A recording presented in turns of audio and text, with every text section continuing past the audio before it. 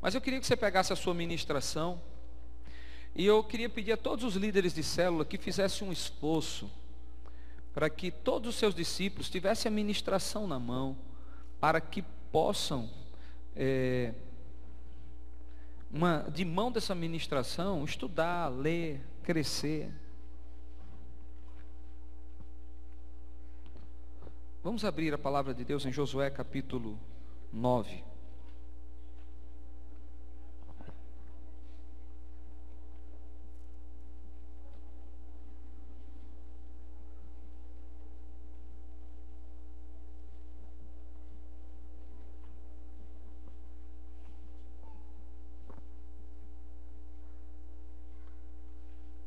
Josué 9, 3.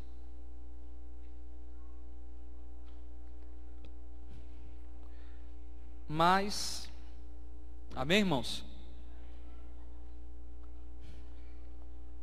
Mas quando os habitantes de Gibeão ouviram o que Josué fizera a Jericó e Ai, também procederam com astúcia, pois foram e se fingiram de embaixadores, e carregaram sacos velhos sobre os seus jumentos, e odres de vinhos velhos, rotos e remendados.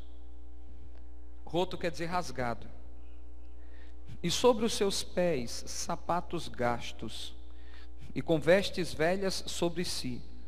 E todo o pão da sua provisão estava seco e mofado. E foram a José, ao acampamento de Gilgal, e lhe disseram, a ele e aos homens de Israel, viemos de um país muito distante. Agora, pois, celebrai pacto, fazei aliança conosco. E os homens de Israel responderam àqueles heveus, talvez habitais no meio de nós, como podemos fazer aliança convosco? E disseram a Josué, nós somos teus servos. E Josué lhes disse, quem sois vós? De onde vindes? Então lhes responderam, nós viemos de terras muito distantes, por causa do nome do Senhor Jeová, teu Deus. Pois ouvimos a respeito da sua fama, e de tudo o que ele fez no Egito, e sobre tudo o que fez aos 2 reis amorreus, que estavam do outro lado do Jordão, a Seom, rei de Esbom, a Og, rei de Bazã, que estava em Astarote. E nossos anciãos e todos os habitantes do nosso país nos falaram dizendo, tomai provisões em vossas mãos para a viagem, e ide ao encontro deles, e diz-lhes, vossos servos somos, agora pois, celebrai pacto conosco.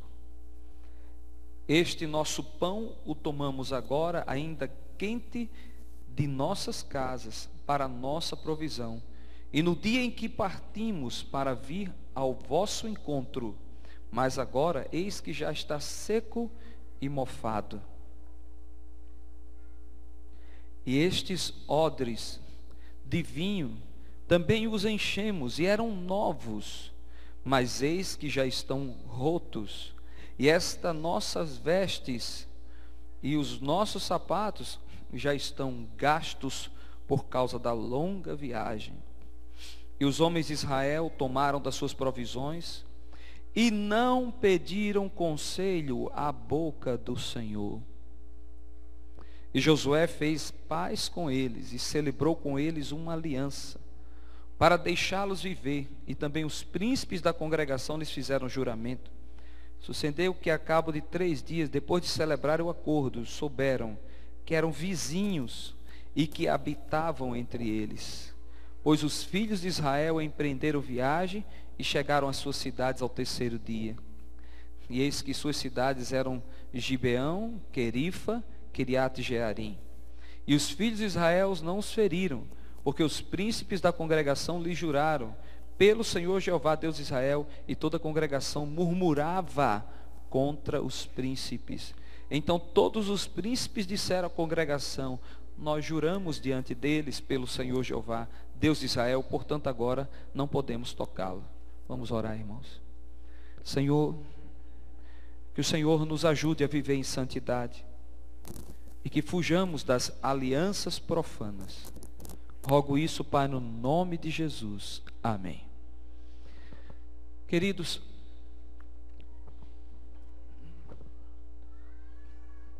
nós estamos buscando a santidade, caminhando na rota de santidade, lutando para viver uma vida de santidade. E eu acredito que muitos de vocês não cairiam em um pecado de rebelião se ele fosse oferecido assim na sua cara. Talvez vocês não caíssem, eu tenho certeza disso, muitos de vocês já não cairiam em um pecado de adultério, de imoralidade, se fosse assim um negócio oferecido. Mas o nosso inimigo, ele tem uma estratégia para minar a sua santidade. São as alianças profanas levadas de uma forma tão terrível que, enganados, muitas vezes, nós fazemos alianças com o nosso adversário. Uma aliança expressa a decisão por uma caminhada de relacionamento. Quando um casal faz uma aliança, ele se dispõe a viver e repartir todas as coisas. Desta forma, uma aliança constitui um ato de muita responsabilidade. Você está com a ministração aí na sua mão? Se você tiver, grife isso aí. Uma aliança constitui um ato de muita responsabilidade. Olha só, irmãos, caminhar sem aliança é impossível. Mas caminhar com uma aliança errada é desastroso. Sabe, Deus foi muito claro com Josué quando disse que não aceitava a aliança entre Israel e o povo de Canaã. Esse povo era conhecido por praticar abominações como a homossexualidade, o sacrifício de crianças, feitiçaria e idolatria. Os textos estão aí que os irmãos podem ler. Deus esperou por milhares de anos o arrependimento dos cananeus. Deus diz em Gênesis capítulo 15, de 13 a 16, 400 anos antes de entrar de Josué entrar na terra. Veja só esse texto aí, Gênesis 15, de 13 a 16.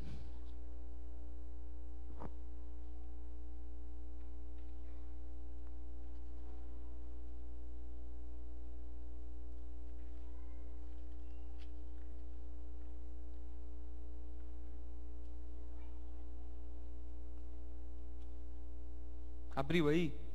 Olha o que Deus diz. E disse a Abrão: saibas com certeza que a tua semente será peregrina em terra alheia, será oprimida na escravidão e será afligida por 400 anos. Mas também eu julgarei a nação a qual não te servi, a qual hão de te servir. E depois sairão livres com grandes riquezas. Tu, porém, irás em paz a teus pais, em boa velhice serás sepultado. Na quarta, ao versículo 16, na quarta geração, porém, voltarão para cá, porque a medida da iniquidade dos amorreus não está completa. Amorreus também era um outro nome para o povo da terra de Canaã, porque era um povo da terra. Então olha só o que a Bíblia diz aqui, que a medida da iniquidade desse povo não tinha completado, ou seja, eles estavam fazendo coisa errada e Deus estava tendo paciência, mas ainda não via topado, ainda não via batido lá em cima, e Deus tendo paciência com eles.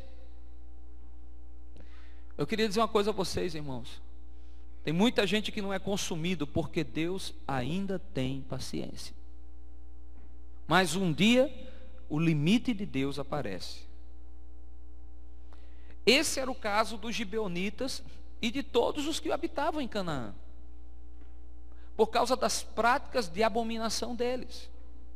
Olha, irmãos, a gente está vivendo no Brasil hoje um clima de violência que nem nos países onde há mais guerra nós temos tanta violência como no Brasil. No Brasil, são mais de 50 mil assassinatos por ano. Na Síria, irmãos, nesses 2 anos de guerra, morreram aí 100 mil pessoas. Então, quer dizer que no Brasil, morre equivalente a uma guerra. Agora, por que que a terra está sendo destruída? Por causa do pecado. Por causa da iniquidade. A terra está sendo visitada. E Deus disse a Josué, olha isso aqui que eu vou dizer agora. Deus disse a Josué, Josué, entre na terra, mas não faça aliança com esse povo. E Josué foi. Josué não fez aliança com Jericó. Josué não fez aliança com Ai. Teve uma pessoa do exército de Israel chamada Acã que pegou das coisas de Jericó para si, entrou condenação, depois ele morreu, ele e sua família. Porque Deus não queria aliança com aquele povo. Por quê? Porque Deus não queria aliança com o pecado. E hoje eu quero te dizer, Deus não quer que você tenha aliança com o reino das trevas. Quem pode dizer amém? Agora, qual é o que foi que o inimigo disse? O inimigo disse assim, eles estão vindo e vão nos destruir. E o que é que ele faz? A Bíblia diz aqui, no versículo 9, e usaram de... Como é que está aí na sua Bíblia? Usaram de... Na minha Bíblia tem astúcia. Na sua Bíblia tem astúcia, versículo 4. Capítulo 9, versículo 4 de Josué. Também procederam com astúcia. 9:4. Qual é a palavra que está aí? É astúcia? Astúcia?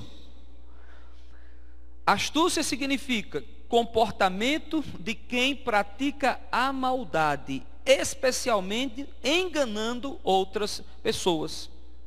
Definição do dicionário. Comportamento de quem pratica a maldade, principalmente enganando outras pessoas.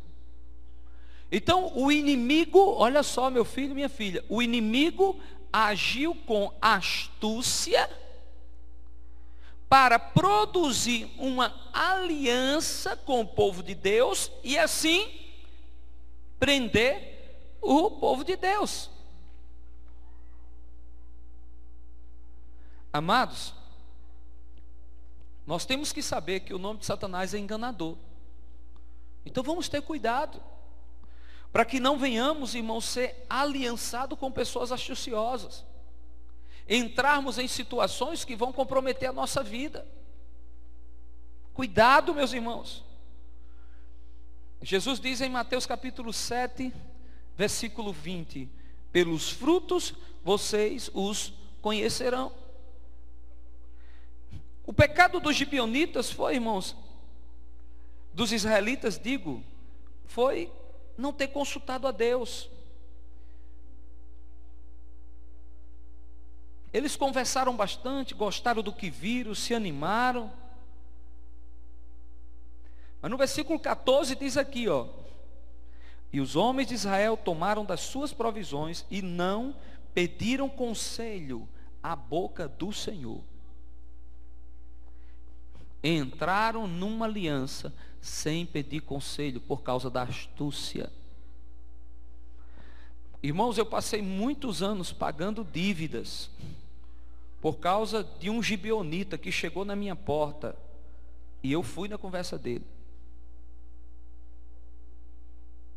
Toma cuidado, porque o gibeonita às vezes é aquele pastor de outra igreja que chega assim, vem cá, vamos visitar minha igreja hoje, e leva presente para você,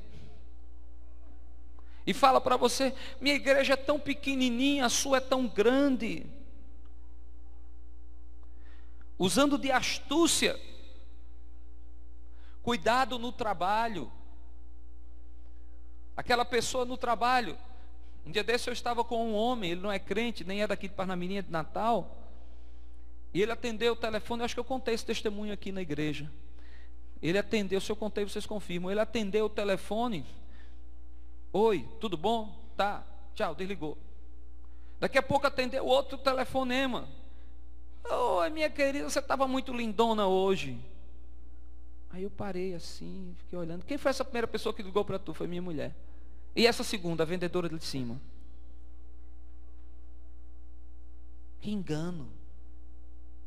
Que engano. Eu disse, como é que você trata a sua mulher como se fosse a vendedora? E trata a vendedora como se fosse sua mulher? Ele é gibeonita, querendo ganhar ela. E a besta lá achando que ele é o melhor, vai casa com ele. Besta. Nós temos que ter cuidado, irmãos, porque o mundo está cheio de gibeonita. Deus nos mandou entrar nessa terra para conquistá-la, para consolidá-la, não é para fazer aliança com o pecado. Quem entende, diga amém. Líder, homem e mulher de Deus, não deixe Gibeão entrar na sua casa, seja através de uma novela, seja através de um programa de televisão, seja através de uma pessoa que vem na sua casa falar mal de pastor. Não estou falando de mim não, de outras pessoas. Não permita. São gibeonitas. A gente está aqui para destruir o pecado, não é para dar aliançado com ele. Olhe, procure conhecer muito bem uma pessoa antes de entrar numa aliança com ela. Seja um relacionamento afetivo, um relacionamento comercial, ou abrir a intimidade da nossa família. Nós podemos abrir a nossa casa para uma célula, mas abrir a intimidade da família, ó o dedinho. Aí, irmãos, é que eu bato na tecla. Não empreste cheque, cartão, nome para discípulo, nem para discipulador. Não empreste.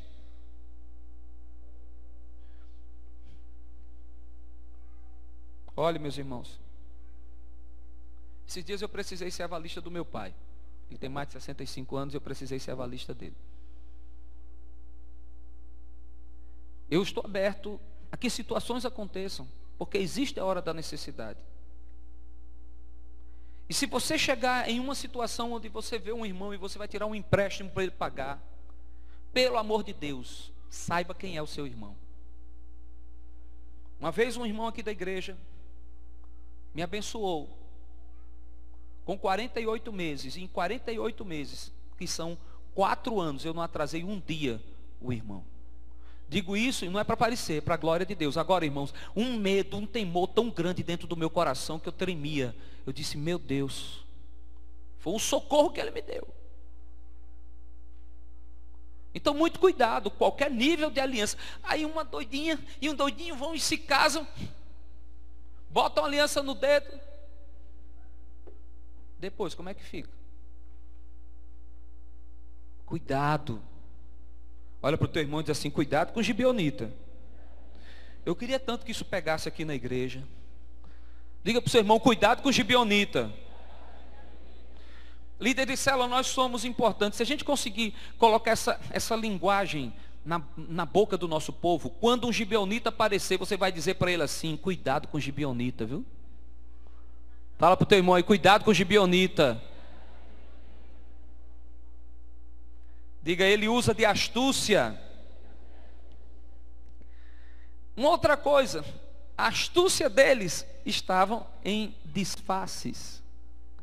Colocaram roupas velhas, pão mofado, sandálias velhas, os odres de vinho rasgado. Eles se prepararam, irmãos, eles maquiaram todinho para enganar Israel. Deixa eu perguntar a você, será que Satanás hoje não se maqueia todo para te enganar, meu irmão? Agora eu vou dizer, tem uns crentes que ele nem precisa se maquiar, eles ligam a televisão no Big Brother e ficam assistindo. Não precisa de maquiagem mais não, eles assistem. É porque já não são mais nem crentes. Eu não acredito numa pessoa que fica na frente daquela porcaria, vendo essas imundícias que passam por aí, que eu só sei por jornal. E uma pessoa dessa é salva. Eu não acredito que o Espírito Santo habita numa pessoa que assiste Big Brother. Eu não acredito. Eu não acredito. Eu não acredito. O Espírito Santo, irmão, quando ele habita numa pessoa e ela entra num ambiente desse, ela não consegue ficar na frente e começa a passar mal. Se você está tendo prazer com o pecado, é porque Gibeão já te enganou faz tempo. Que ele, no caso aqui, ele se disfarçou. Disfarces, irmãos, são ferramentas de engano. Na época de Josué, os disfarces eram roupas e sandálias velhas. Mas hoje os disfarces são mais sofisticados. Eu dividi aqui os disfarces em 3 grupos. O primeiro grupo de disfarce é o ideológico, em que o inimigo entra nas famílias e na igreja com argumentos, diga comigo, argumentos destruidores do conhecimento de Cristo. Olha os argumentos, vocês já escutaram. Eu não sirvo a pastor e nem a igreja, eu sirvo ao reino de Deus. Já escutaram argumentos do inferno, meu irmão. Naturalmente todos nós servimos a Cristo, mas esse argumento bonitinho quer colocar uma semente de rebelião no teu coração. É o reino de Deus. Olha, anota esse nome aí, Teologia da Missão Integral da Igreja. Onde você escutar a Teologia da Missão Integral da Igreja é igual a Teologia da Libertação da Igreja Católica. A mesma coisa. Deixa Cristo de lado, vamos dar comida para o povo. A maior obra social que aconteceu na sua vida foi você ter aceitado Jesus. Mas pastor, a gente não vai fazer. Vamos, irmão, vamos fazer a obra social, vamos trabalhar. Eu estou imbuído nisso, eu quero fazer isso, mas eu não estou falando disso, eu estou falando de argumentos. E são sutis. Sutis, mas que entram. Então, quer ver outra coisa? Eu adoro a Deus em minha casa. O dízimo é do Velho Testamento. Esses argumentos, irmãos, são sutis e até parecem reais, mas são os laços de engano. Queria falar uma coisa para vocês, quem está me ouvindo na internet. Eu não conheço uma pessoa que entrou nesses argumentos. Pode existir, viu, Cid? Mas eu não conheço uma pessoa que entrou nesses argumentos que não tenha destruído a família, que não tenha se afastado dos caminhos do Senhor, que não viva uma vida de fé pobre, que tenha discípulo firme em Jesus. Não tem. Você pode procurar. Um dia eu estava na República Tcheca, sentado na mesa com um português, um inglês e um americano. E eu com o meu inglês por um modo e por onde, e desenrolando com eles, o inglês falou para mim, quando você vê uma igreja ser vendida para comprar uma mesquita, para uma mesquita muçulmana, deixa de ser igreja para ser mesquita muçulmana, você começa a se preocupar. E eu olhei para ele, mas ele lá tomando a sua cervejinha. Isso aqui é cultural. Isso aqui é a nossa cultura, cerveja. E não sabe por que a igreja está vazia. Pastor. O pastor. 2 pastores na reunião, tomando cerveja e mais uma obreira tomando cerveja. Só quem não tomou foi eu, graças a Deus. E eles achando ruim, porque a igreja brasileira não toma cerveja. E eu dizendo para eles que isso roubava a fé. Esse é o segundo argumento, irmãos, é o que eu estou dizendo aqui agora, é o cultural. Nesse caso, as pessoas defendem o envolvimento com festas juninas. Quer que tem? Comer um milho verde lá da festa junina, vai comer milho de consagração? Depois não sabe porque a fé afracou.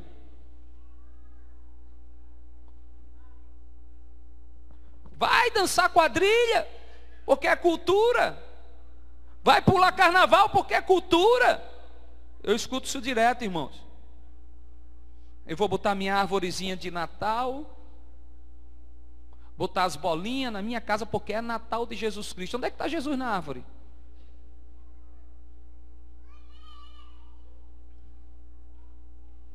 É o que maravilha. É o que maravilha. Vocês cristãos, numa entrevista, vocês cristãos, vocês são muito tolos. Vocês celebram o Natal. Natal era uma festa dos povos nórdicos da Europa.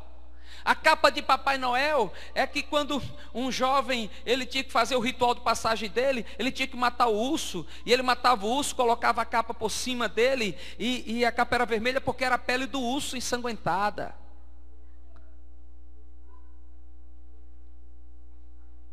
Aí os crentes botam uma árvore de Natal e as bolinhas, e os presentinhos, e um presépio. E o que é que tem a cultura, irmãos?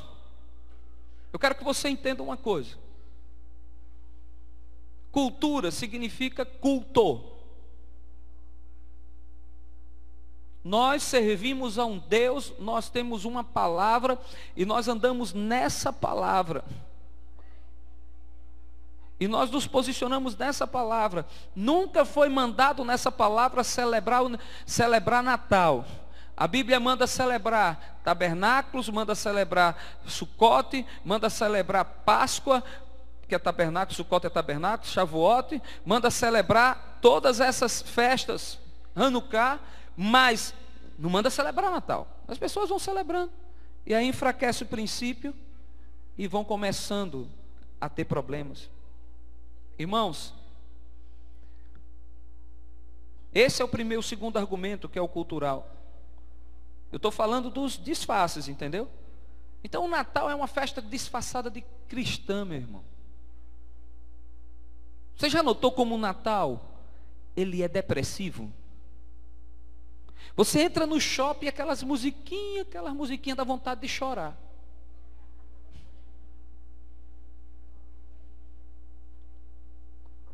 Terrível, irmãos. Terceiro argumento, terceiro disfarce é o religioso, que mantém o engano de que fazemos nossas obrigações para com Deus, estará tudo bem. A maioria das pessoas debaixo desse engano acaba trocando a experiência pessoal com Deus pela participação fria nos cultos. Na verdade, é por meio desses enganos que o inimigo tem aprisionado muitas vidas e levado pessoas a caminhos de pecado e morte. Você precisa tomar a decisão de não se envolver com alianças estranhas. Olha, ontem aqui Deus deu ordem, vamos cantar uma música. A gente cantou uma música aqui, eu acho que foi uns 15 a 20 minutos. Religioso que estava aqui, meu irmão, ficou doidinho. E só vai cantar uma música no culto hoje? Olha só vai cantar uma música no culto hoje? E daí? Qual o problema? Ele está adorando. Se for para adorar só com a música, qual o problema? Eu quero perguntar, irmãos, qual o problema adorar o culto todinho só com a música? Irmão, se você está chegando no trono de Deus, a música está sendo abençoada, qual é o problema? O problema é você entrar na igreja e sair do jeito que entrou.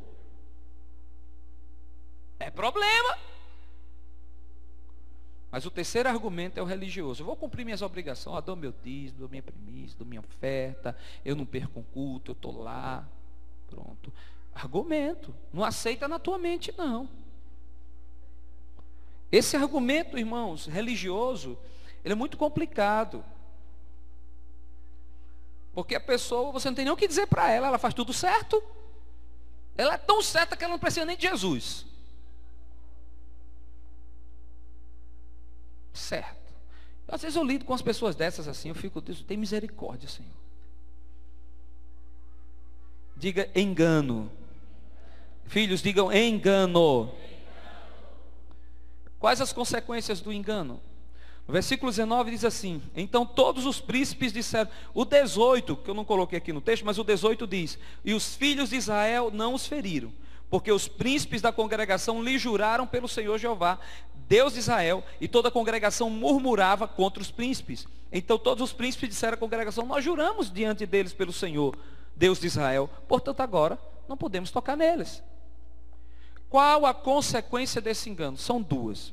A primeira é que você vai ter que conviver com o pecado e você não pode dizer nada. Eu acho que o exemplo mais triste e mais clássico dessa situação é o exemplo de uma mulher crente que casa com um homem incrédulo. Ela vai, se ele se converter, amém, mas se ele não se converter, ela vai passar a vida toda dela vendo o marido bebendo, levando os filhos para a bebedeira, quando não fazendo coisa pior. Quando ela quiser batizar na igreja, não.